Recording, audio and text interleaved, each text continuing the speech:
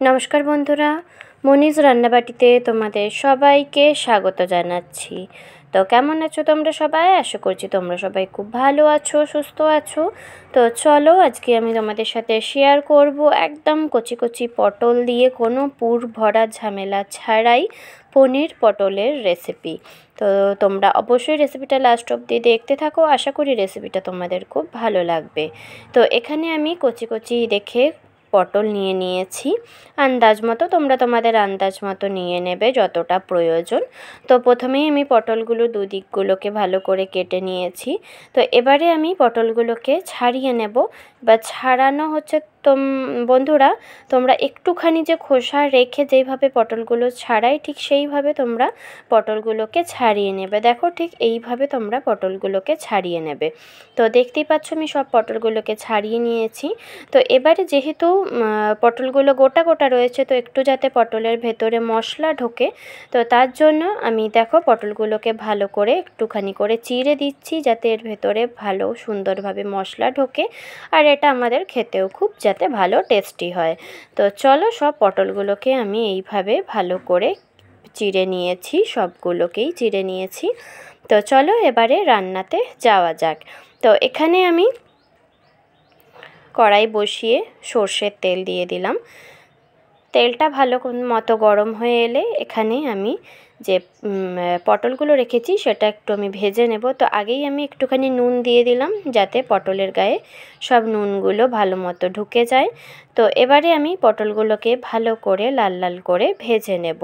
তো কোনো এখানে আমি আগে হলুদের ব্যবহার করব না, হলুদ ছাড়াই আমরা ভালো করে পটলগুলোকে আগেই ভেজে নেব তেলের মধ্যে নুন দিয়ে। তো দেখো আমাদের পটলগুলো ভালো মতো ভাজা হয়ে গেছে লাল লাল করে। এবারে আমরা পটলগুলোকে সবগুলোকে তুলে নিচ্ছি। তো আমাদের পটলগুলো তোলা হয়ে গেলে ওই একই তেলে আমরা এখানে গোটা গরম মশলা যেমন দারচিনি, ছোটো এলাচ, লবঙ্গ আর এখানে একটা তেজপাতা দিয়ে আমি ভালো করে ভেজে নিচ্ছি যাতে এর গন্ধটা, সুন্দর যে গন্ধটা সেটা যাতে বেরিয়ে আসে। আর এখানে আমি আদা আর কাঁচা লঙ্কার পেস্ট 2 চামচ দিয়ে দিচ্ছি। তো এটাকে আমরা ভালো করে আগে কষিয়ে নেব। তো যতক্ষণ এটা ভালো মতো কষাচ্ছে ততক্ষণ আমরা এটাকে ভালো মতো করে কষতে থাকবো। তো দেখো এটা আমাদের সুন্দর মতো তেল ছেড়ে দিয়েছে, এটা আমাদের কষে গেছে। তো এবারে আমি এখানে টমেটো পিউরি করে রেখেছিলাম, সেই একটা টমেটোকে বেটে রেখেছিলাম, তো সেটাই আমি এখানে দিয়ে দিলাম। তো এটা দিয়েও আমি ভালো করে কষিয়ে নেব যাতে টমেটোর কাঁচা গন্ধটা চলে যায়। তো এখানে আমি কিছু বেসিক মশলা ইউজ করছি: নুন, হলুদ, ধনে গুঁড়ো, জিরে গুঁড়ো, কাশ্মীরি লঙ্কার গুঁড়ো। কাশ্মীরি লঙ্কার গুঁড়োটা একটু বেশি ইউজ করেছি কালারটা সুন্দর আসার জন্যে। তো সবগুলোকে ভালো করে আমরা কষিয়ে নেব যাতে এর মধ্যে থেকে মশলার কোনো কাঁচা গন্ধ যাতে না রয়ে যায়। তো সুন্দরভাবে আমরা মশলাটাকে কষিয়ে নেব। তো দেখো দেখতেই পাচ্ছ আমাদের মশলা ভালো মতো করে কষে গেছে। তো এবারে আমরা এখানে একটুখানি চিনি দিচ্ছি যাতে টেস্টের যে ব্যালেন্সটা সেটা যাতে ঠিক থাকে। তো সেই জন্য একটুখানি চিনি দিয়েও আমরা এটাকে ভালো মতো করে কষিয়ে নেব যাতে চিনিটা ভালো মতো গলে যায় আমাদের রান্নার সাথে। তো এটা আমাদের ভালো মতো কষানো হয়ে গেছে। এবার যে পটলগুলো আমরা ভেজে রেখেছিলাম সেই পটলগুলো আমরা এর মধ্যে দিয়ে দেব। তো পটলগুলোকে দিয়েও আমরা ভালো করে এটাকে সুন্দর করে ভেজে নেব, কষিয়ে নেব যাতে পটলের গায়ে ভেতরে খুব সুন্দরভাবে মশলাগুলো ঢুকে যায় আর খেতেও খুব ভালো টেস্টি হয়।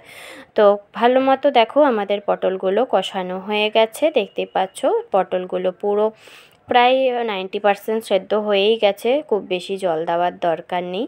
তো এখানে আমি একটুখানি পনির গ্রেট করে রেখেছিলাম, তো সেই পনিরটাই আমরা এখানে দিয়ে দিলাম। এই রান্নার যে মেন ইনগ্রিডিয়েন্টস সেটাই আমরা এখানে দিয়ে দিলাম। তো এটা দিয়েও আমরা ভালো করে পনিরটাকে কষিয়ে নেব। খুব বেশি নেই, ওই 100-150 গ্রাম মতো রয়েছে। এইটা দিয়েই আমাদের একটা পদ রান্না হয়ে যাবে, সুন্দর টেস্টি গরম ভাতের সাথে একদম পুরো দুর্দান্ত লাগবে খেতে। তো চলো এবারে আমাদের এটা কষে গেছে, তো খুব সামান্য একটুখানি আমি জল দিলাম। সবই মোটামুটি পটল টটল সবই সেদ্ধ হয়ে গেছে, কোনো আর সেদ্ধ হওয়ার ব্যাপার নেই। খুব একটু হালকা একটু জল দিলাম যাতে গ্রেভিটা একটু সুন্দরভাবে হয়ে যায়, তো তার জন্যে। তো এটাকে আমরা ভালো করে জল দিয়ে এটাকে ঢেকে আমরা রেখে দেব যাতে এটা এটাকে আমরা ঢেকে রান্না করে নেব যতক্ষণ না এটা ভালো মতো আমাদের রান্না হয়ে যাচ্ছে। তো দেখো, দেখতে পাচ্ছ আমি ঢাকনা খুলে দেখাচ্ছি। দেখো সব পটল আমাদের সেদ্ধ হয়ে গেছে। তো এবারে আমি এই গ্রেভি শুদ্ধই এটাকে নাবিয়ে দেব। তো তার আগে এখানে আমি 3টে চেরা কাঁচা লঙ্কা দিয়ে দিচ্ছি, আর হাফ চামচ মতো গরম মশলা গুঁড়ো দিয়ে দিলাম। তো সব দিয়ে এটাকে আমরা আবারও ভালো করে নেড়ে চেড়ে নিচ্ছি, যাতে এর ফ্লেভারটা সুন্দরভাবে মিশে যায়। তো দেখো আমাদের পনির পটল প্রায় আমাদের রেডি হয়ে গেছে।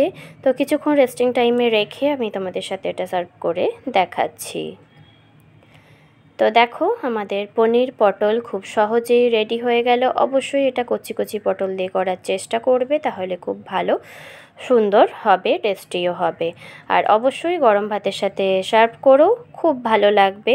তো রান্নাটা যদি আমার ভালো লেগে থাকে তাহলে অবশ্যই তোমরা লাইক, শেয়ার, কমেন্ট আর সাবস্ক্রাইব করে পাশে থেকো। আর পাশে থাকা বেল আইকনটা অবশ্যই প্রেস করে দিও, যাতে সবার আগে নোটিফিকেশন তোমাদের কাছে পৌঁছে যায়। তো চলো, সবাই সুস্থ থেকো, ভালো থেকো। তো আজকের জন্য এতটুকুই, টাটা।